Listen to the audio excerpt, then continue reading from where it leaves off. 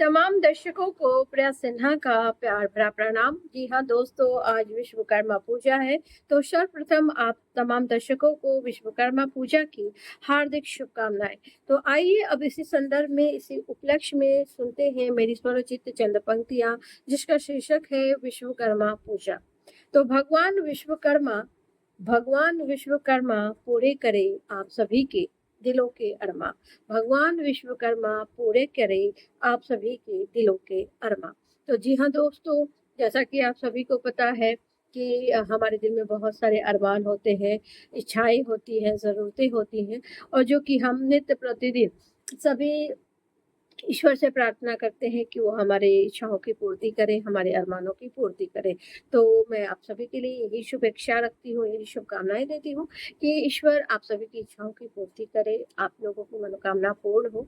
But जी हाँ दोस्तों, जैसा कि आप सभी जानते हैं कि भगवान विश्वकर्मा को सृष्टि के प्रथम शिल्पकार और निर्माण कला के देवता भी माना जाता है।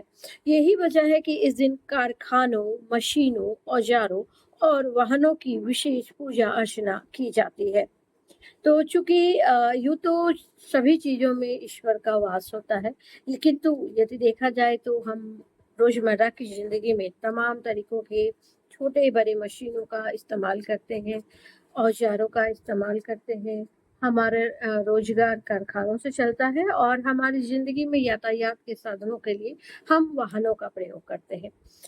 तो इसलिए हम इन सभी चीज़ों की भी पूजा करते हैं कि ईश्वर हमें सुरक्षित रखे, हमारे रोज़गार को में वृद्धि दे, हमारे यातायात में भी ये वृद्धि दे, और हमारे कार्य को जल्द पूर्ण करे। किंतु मैं ये कहना चाहूँगी, काफ़ी मुझे अफ़सोस के साथ ये कहना पड़ रहा है कि मैं देखती हूँ सड़क पे आजकल आए दिन कुछ युवा जो कि काफ़ी जोश में रहते हैं, और वो इस तरह से गाड़ी चलाते हैं मानो वो हवा में उड़ रहे हों। अच्छी बात है, आप बहुत बड़े हैं, आप युवक हैं, आप युवती हैं, आप गाड़ी चलाते हैं। ईश्वर ने आपको गाड़ी दी है, आपके माता-पिता ने आपको गाड़ी दी है, तो हम उसे चलाते हैं या आप उसे चलाते हैं। किंतु मैं ये देखती हूँ कि वो बेतरतीब तरीके से गाड़ी चलाते हैं, काफ़ी संकरे इलाके में भी, काफ़ी संकरे सड़क पर भी, या काफ़ी भीड़ वाले इलाके में भी।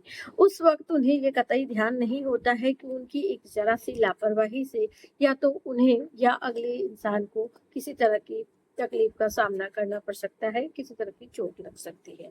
तो मेरा विनम्र विनती होगा उन तमाम युवक-युवतियों से जो इस तरह की गाड़ी को बेतरतीब तरीके से व्यस्त सड़कों पर चलाते हैं।